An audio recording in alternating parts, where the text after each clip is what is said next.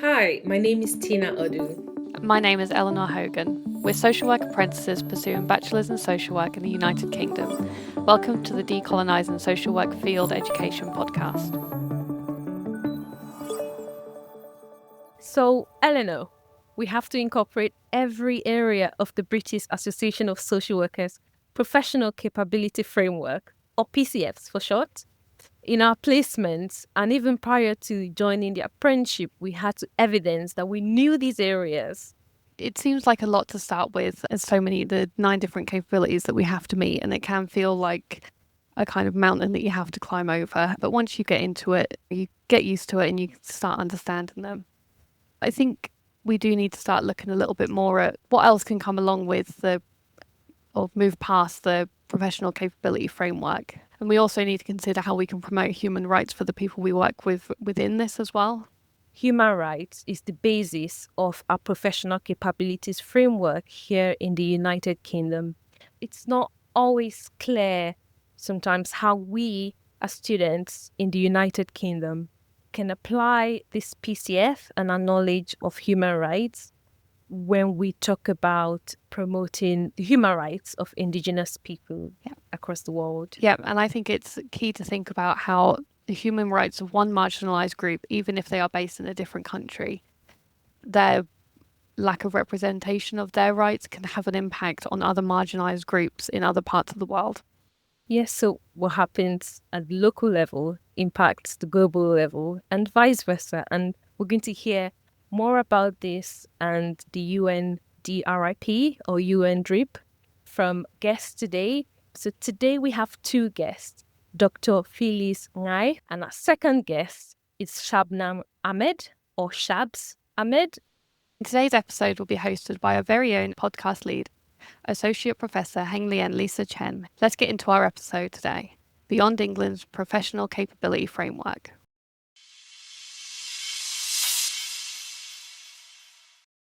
Hello, I'm your host, Dr. Henglien Lisa Chen, and welcome to our episode, Beyond England's Professional Capability Framework.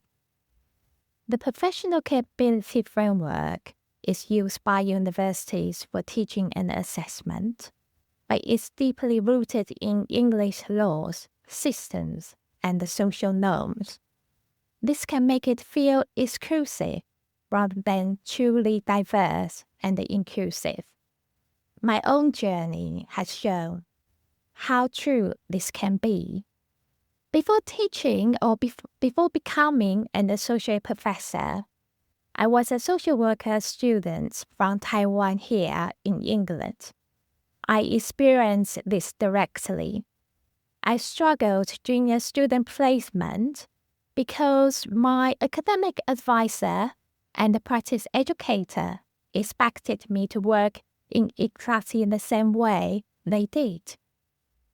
And my confidence, it left me thinking, if I have to act exactly like them, who is going to be me?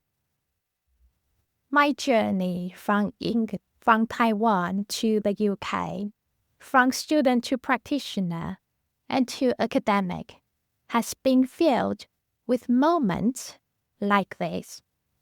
They've shown me we need to look critically at the framework we take for granted, and that's exactly what we are going to do today. And hereby, I would like to warmly introduce and welcome our guest speaker, Shabnam Ahmed and Phyllis Ngai. Shabnam, would you like to introduce yourself to the audience, please? Absolutely. Thank you very much, Lisa. That was really powerful. Found your story really powerful. Thank you for sharing that.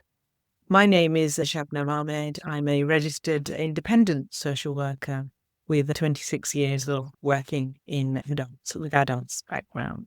I'm also a very passionate practice educator, which is a role that supports students while they're on a placement with learning opportunities and assessing their practice and ultimately deciding whether they pass. So it's quite a responsible role. I'm also a doctorate student and a assessor and a mentor and many other things. But I think what really brings me here is my interest in the work around decolonization, really. Thank you very much. I can really resonate with Lisa's story as well. And as a person who grew up in my mom's Indigenous village in Hong Kong, and now I'm teaching in the United States, I can really resonate and feel the kind of challenges and also the strengths that Lisa talks about. Currently, I am a clinical full professor with the School of Social Work and the director of the International Development Studies program at the University of Montana in the United States. My teaching integrates social justice studies, Indigenous studies, specifically global Indigenous studies, and intercultural studies. Thank you for the lovely introduction, both of our guests. From your extensive experience as a social worker and as a practitioner and as a practice educator specifically, can you share your understanding of PCF and what are some areas where the PCF currently framing might not fully capture the nuance of cultural competent and globally aware social work practice, particularly when considering the right and the perspectives of diverse communities, please? Sure. Such an important question. Let me start by explaining what the PCF is. The PCF stands for Professional Capabilities Framework, as you said, Lisa, in the beginning. And it's been our framework here in England for social work, practice and education since 2012. And it's often applied from the point of entry of a student to their training. There are 9 domains, and just I'll very quickly pull them out. Professionalism, values and ethics, diversity and equality, rights, justice and economic well-being, knowledge, critical reflection and analysis, interventions and skills, context and organizations, and professional leadership. So those are the 9 domains. In terms of the PCF then and thinking about the gaps, first I would say as a practice educator, and especially when I first became a practice educator, I found these domains, the PCF, to be extremely helpful. And there's always a but, isn't there? And just because something is working, it doesn't mean it's working to its full potential and it can be improved. I guess that led me to be as curious. How well does the current PCF then, the current domains, how do they currently prepare social workers for, I know you use the term culturally competent, but I don't use that term. I think competence somehow, especially when I think about PCF competencies, it implies an almost finish line. So I like to use culturally intelligent or culturally attuned, globally aware kind of practice, I think is more central to rather than cultural competence. So I think in terms of the PCF, it made me question and be curious about how does the PCF support that? And I haven't got the empirical findings, but what I do have is my critical lens and experience. And so when I look more closely, especially through that decolonial anti-racist lens, you start to see some gaps, and those gaps can't be ignored. For example, if we take PCF 3, diversity and equality, and if we look at that at the last placement assessment stage, so with the PCF, again, for international listeners, it slightly varies, that the 9 domains remain the same, but the internal deeper expectations change slightly if you're in your first placement, or if you're in your second placement, or if you're a newly qualified social worker. So let's think about it through, we can think about it either really, but if we think about it for somebody on their last placement, nowhere in that PCF 3 do we even see the word anti-racist practice or migration history or impact of internalized oppression. That worries me slightly because the current definitions of diversity, again, they rely on very Western categorizations, race, gender, class, without questioning really how these concepts themselves might be colonial constructs. So I think the way the PCF is currently worded doesn't push us to ask these questions deeply enough or facilitate or support that teaching whilst the student's on placement. I always say a template is just a template. It's how we breathe life into it. So whilst adding some more content to PCF3 perhaps is a good idea, actually, it won't actually be the only thing we need to do. We need to think about training or retraining practice educators and social workers and higher education institutions and organizations in which the student is going to learn. So it really imprints on the student's soul, but also the practice educator's soul, so that the student, like yourself and your experience, doesn't have to be experiencing that Eurocentric lens or that practice that doesn't think about a decolonial lens or praxis. Yes, thank you very much, Shabnam. You rightfully said about working away or beyond the Western-centric or European-centric of mindset to look at the dominant. And that is why I think will be time to draw Phyllis' contribution in. That Phyllis, would you like to talk about the UNDRIP, for example, just to briefly to introduce what the UNDRIP is, and then move on to tell us more about what key aspects relate to Indigenous rights and the way of knowing do you believe are essential for social worker education to address, going beyond what is explicitly stated within framework like the PCF and like what Shabnam just mentioned, focus on the domain of diversity and equality, please, Phyllis. Okay, Lisa, let's take a few minutes, explore together some ways social work education can help advance Indigenous people's rights in global contexts. What I want to say is in local context. What I mean by that is the connection between the global and the local in practice contexts. Where should we start in terms of helping to implement the Declaration of the Rights of Indigenous People? This is the most comprehensive UN document about Indigenous people's rights. It can serve as a guide and as a source of inspiration. The declaration includes change outcomes that social workers should aim for. When we try to define human rights, we really need to look at how different peoples define their own rights. Indigenous rights frameworks, such as the UN Declaration of the Rights of Indigenous Peoples, serve as instruments for analysis and assessment, for example, of the living situation of Indigenous peoples, and as tools and methods for actions. Social workers must understand not only the global agreement, but also its impacts on Indigenous peoples and then communities.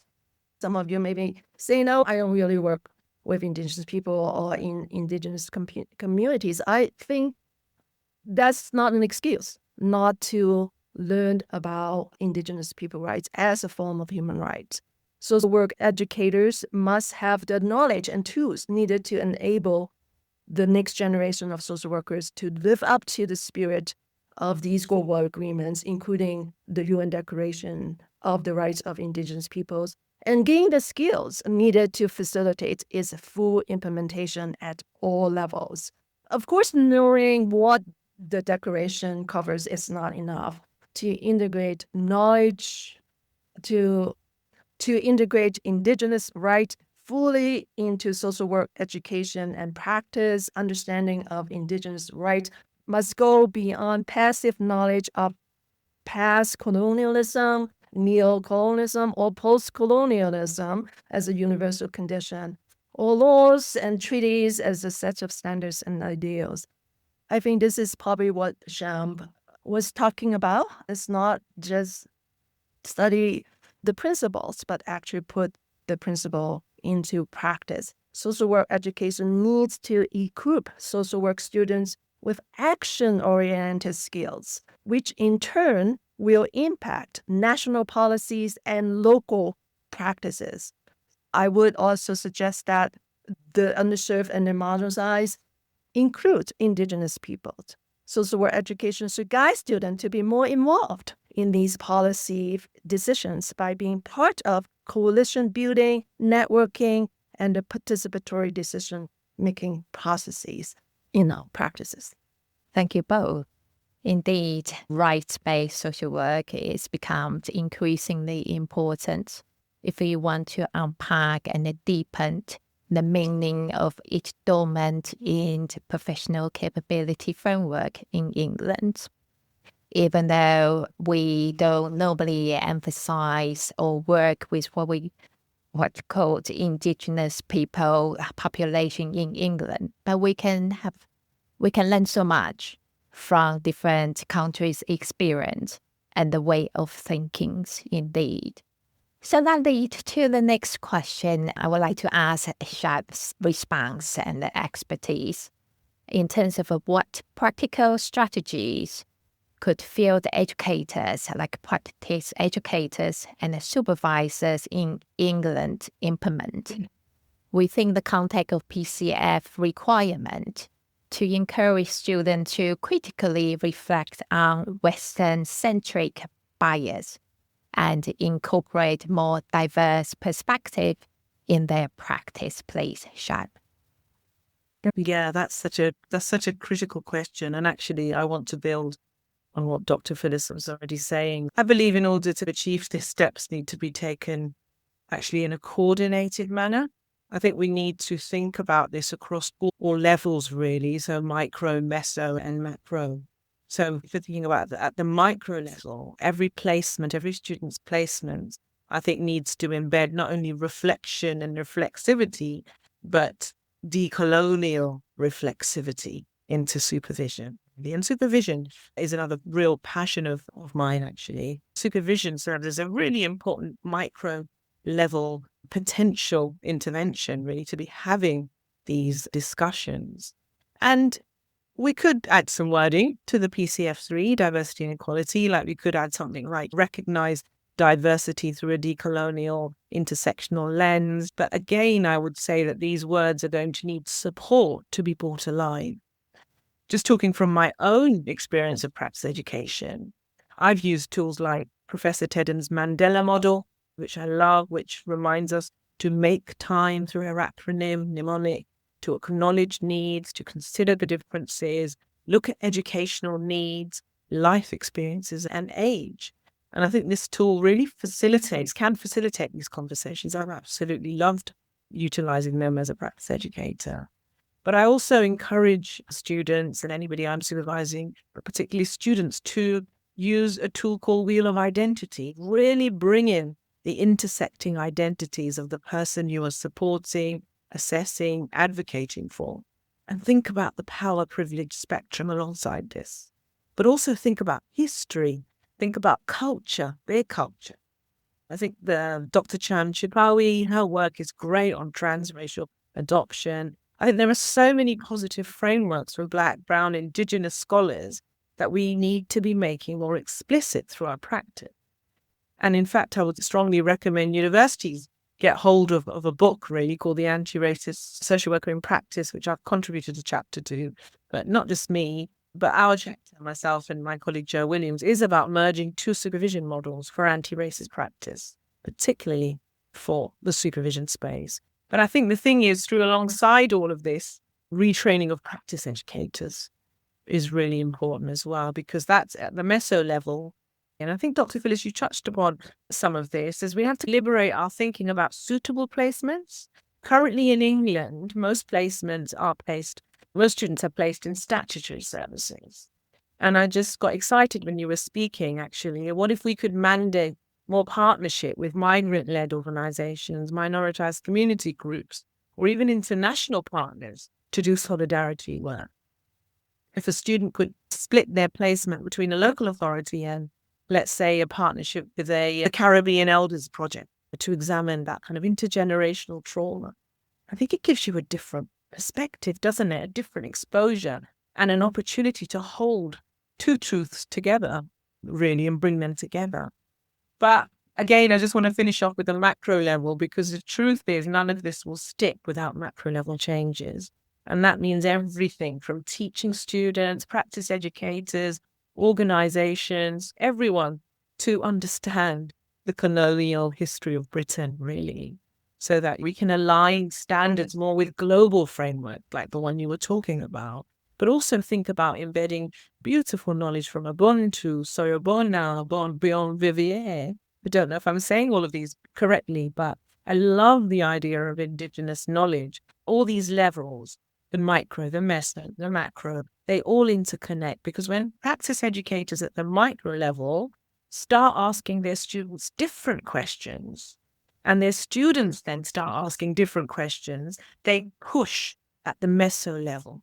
They push the organizations to change, which creates momentum for macro level policy shifts.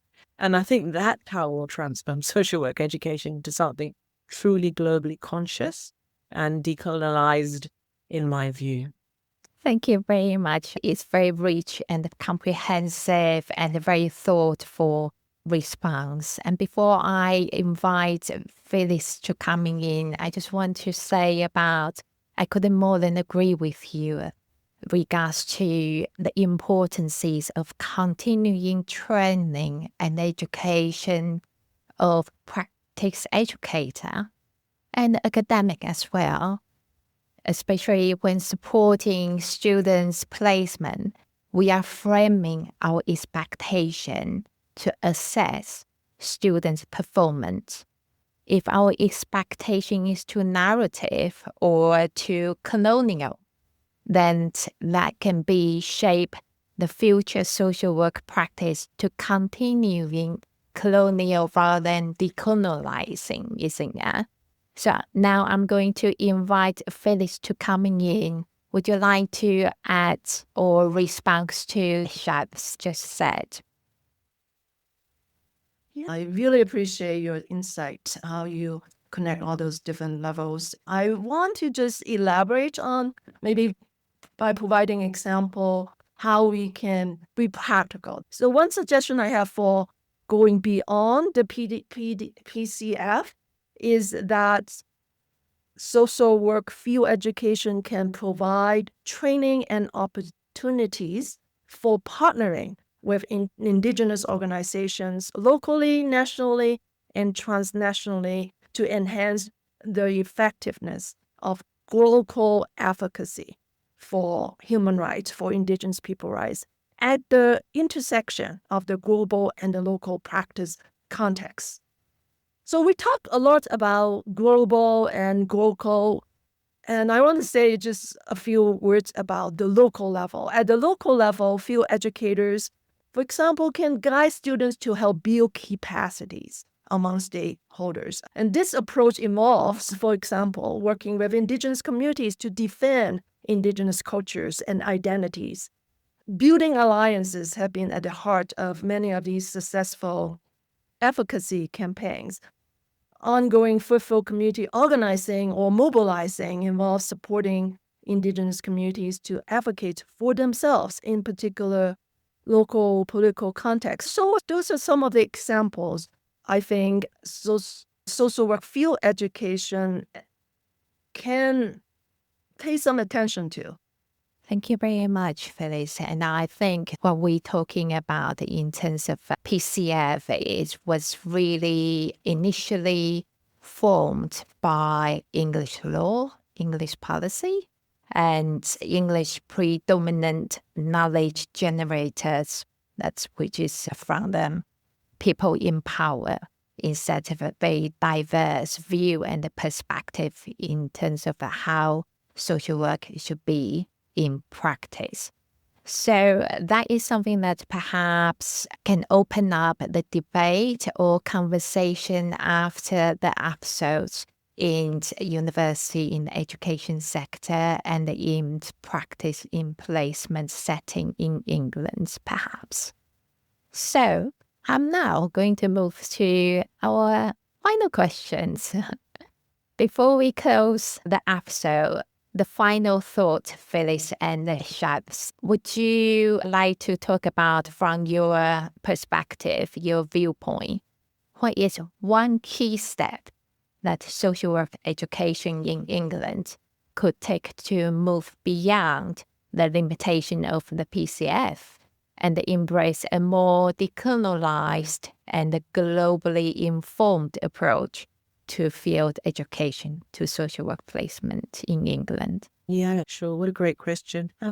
Makes me think, what would a decolonized PCF look like in essence? I do think it would send, like I said earlier, I think it would center anti-racism, but also gender equity, not as optional extras, but as core to each of those 9 domains that we were talking about. And I think social justice would be like a super domain running throughout. And the reason I highlight racism and gender, the intersection between those, is not to engage in the hierarchy of repression politics, but just to acknowledge the urgency around this. And again, I speak from my experience, but also level of reflection from research and reading scholarly work. When I've read assessments, portfolios, and when I've audited work, I've found, for example, you will see the history of homelessness is captured. Yeah, and lots of information, the impact of a person's disability, say perhaps. But what I've never seen to this day of 26 years of practice is Mr. Khan and his family report repeated incidents of racism. I haven't seen how this might be impacting their lives as a migrant family. I've not seen Mrs. Smith or Miss Smith shared a repeated experience of sexism and being treated differently. And it's because, as I mentioned earlier, I travel up and down the country, and I was delivering a workshop recently, and someone said they were on duty, frontline phones. Someone called in and was sharing their horrific experiences of racism. And the person on the call, the social worker, said they just didn't know what to say. And of course, they didn't capture any of that, really. And that saddens me. And I think the last thing I would add is that we had what you said, something, Lisa, that stuck with me, is also what the report that I was talking about when the PCF was reviewed last year. 79.2% of the participants said, you know what, the PCF is still fit for purpose. And I say to that's great.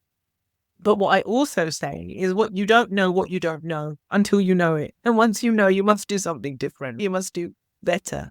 And that's come out from my research, really, because if we think about the Johari window and you've got that unknown area where if something is unknown to you, so as the practice educator, like you said, Lisa, if you're not implementing a decolonial lens or practice or demonstrating that as a role model, then that's an area unknown to you. And then what the student, if that's unknown to them, then if we think about the Johari window, both are operating from that unknown area, and that we cannot instigate change. And that's really important, isn't it? That's critical. Just like the point you were making, really. So I'll just stop there and give Dr. Phyllis a chance to come in. Thank you for your sharing. Very inspiring. And you really are looking at the question from a broad perspective. And I want to again zoom back into the gap that I noticed, not just in the PCF, but also in social work education in the US and maybe in other countries at the global levels. I also see this gap about interpreting human rights for all people, including Indigenous people, not being fully inclusive, even in the global definition of social work. So that would be my focus for my closing statement. I just want to reiterate what I mentioned earlier. And to add to in closing, I just want to say social work curriculum must cover Indigenous people rights, not just in the UK. It should be in the US and in all the other countries that endorse this declaration, and Indigenous pathways to address those issues should be included in social work field education, regardless of student intent to work within those physical boundaries of Indigenous communities, because this is a global issue, a human right issue, and social work educators must have the knowledge and the tools needed to enable the next generation of social workers to live up to the spirit of these principles, these agreements, this declaration, including the Declaration of the Rights of Indigenous People, and gain the skills needed to facilitate its full implementation at all levels. As Sham mentioned earlier, micro, meso, and also macro levels, the local and the global level, and also at the intersection of the local and the global. I'll end there. Back to you, Lisa. Thank you for very valuable knowledge and experience sharing. And I really like an idea to expand the diversity of a placement learning. It's so difficult in England, as you may notice, that in England, the placement assessment is getting more and more promoted in terms of rigorous assessment. So it's quite restricted to what Phyllis say about being local, very much locals focus. And that reminds me about I was self-funded for my MA degree in social work in England as international students. The tuition fee was really high. And while I graduated, I packed my bag and ready to go back to my country, Taiwan. And my mom just said, "Why?" And I said, "Oh, because I spent all the money from Taiwan, so I'm going back to work with people in Taiwan to pay back." My mom said, "People are people. If you are a social worker, you're helping people. Why you are matter about helping or work with people in Taiwan or elsewhere?" So that reflects to what we're talking about, human right, the rights of all people, talking about diversity and equality to all people. Okay, thank you very much. And let's see this episode. Hand over to Tina and Elena.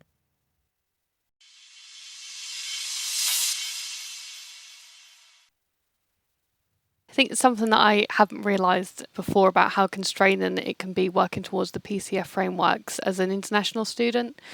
So hearing Lisa's experience really made me think about this and just wonder if there's any availability to allow some flexibility with meeting the PCF so people can express their creativity. Yeah, it's very important that your positionality is appreciated. And even during supervision, what that means for yourself and for the people you work with.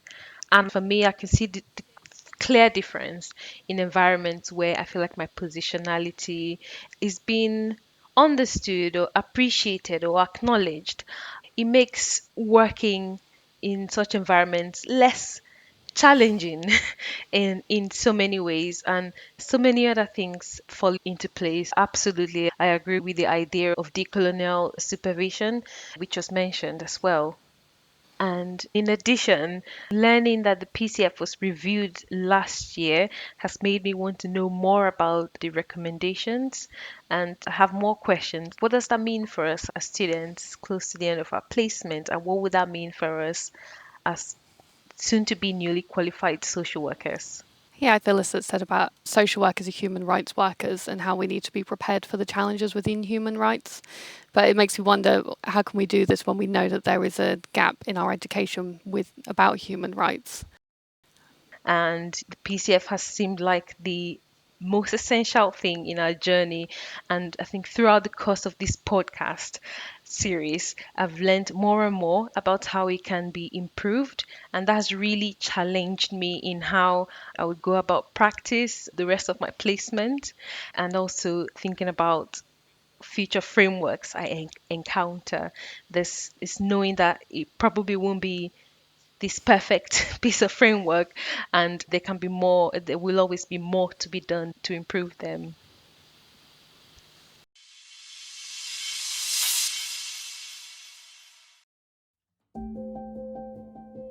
You've been listening to the Decolonizing Social Work Field Education podcast, Global Dialogues for Change, an international participatory project with students, experts by experience, practitioners, and academics, funded by the European Association of Schools of Social Work, led by Associate Professor Henglien Lisa Chen at the University of Sussex, and co-produced by Mitali Kulkarni.